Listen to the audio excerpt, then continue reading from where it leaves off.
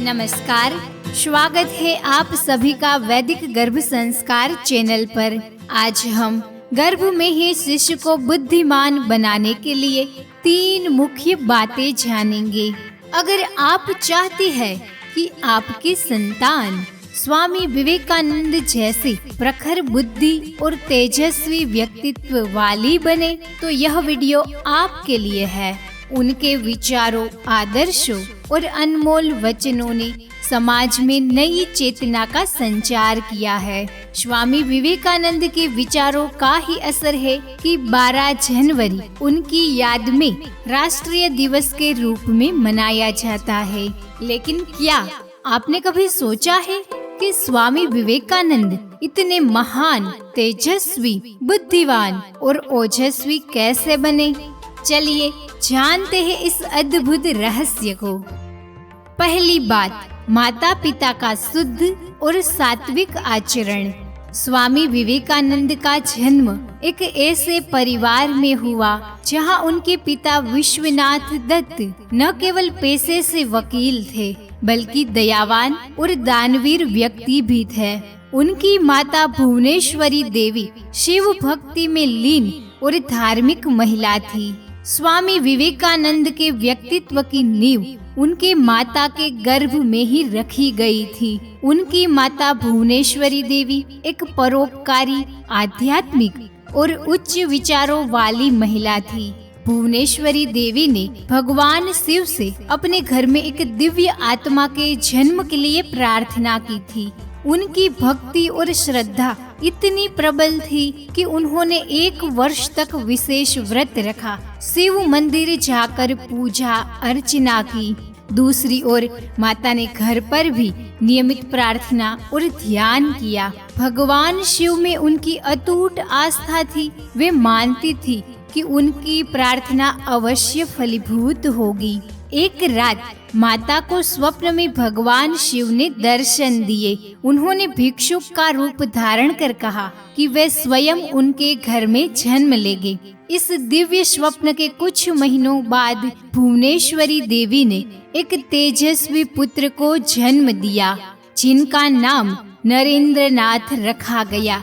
यह बालक आगे चलकर स्वामी विवेकानंद के नाम से विख्यात हुआ। गर्भावस्था में माता पिता को अपने आचरण पर विशेष ध्यान देना चाहिए। भगवान से जुड़े अपने विचारों को शुद्ध और आध्यात्मिक रखे।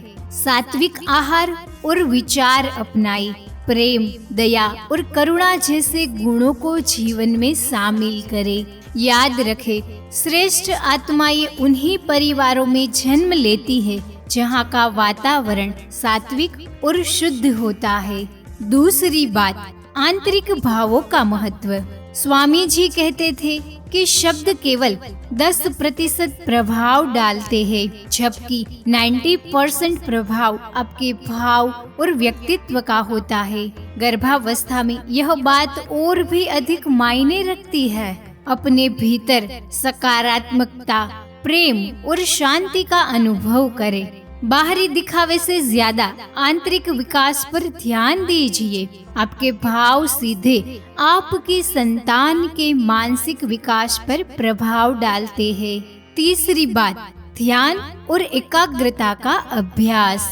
एक बार स्वामी जी ने विदेश में कुछ युवाओं को नदी में तैर रहे अंडे के छिलकों पर निशाने लगाते देखा। जब कोई निशाना नहीं लगा पाया तो स्वामी जी ने बंदूक ली और सभी निशानों को एकदम सटीकता से लगा दिया।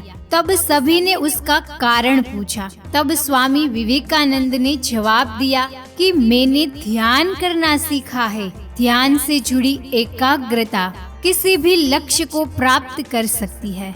गर्भवती महिलाओं को मन को शांत करता है ध्यान। आपकी संतान को आंतरिक शक्ति और बुद्धि प्रदान करता है। अपने बच्चे को एकाग्रता सिखाने की शुरुआत गर्भ से ही करें। वैदिक गर्भ संस्कार एप्लीकेशन में आपको बच्चे को बुद्धिमान बनाने के लिए 6 अलग-अलग एक्टिविटीज मिलती है, जो आपकी एकाग्रता को बढ़ाता है।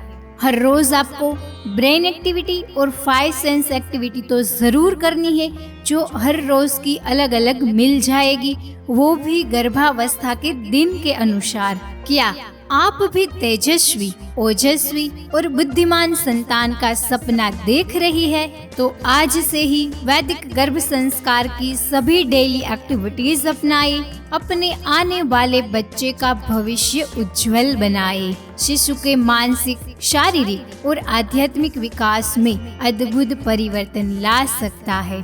अगर आप इन बातों को अपने जीवन में अपनाती है तो आपकी संतान भी एक श्रेष्ठ व्यक्तित्व के रूप में विकसित होगी। कमेंट में हमें बताइए कि आपने आज क्या सीखा। आपका बहुत बहुत धन्यवाद।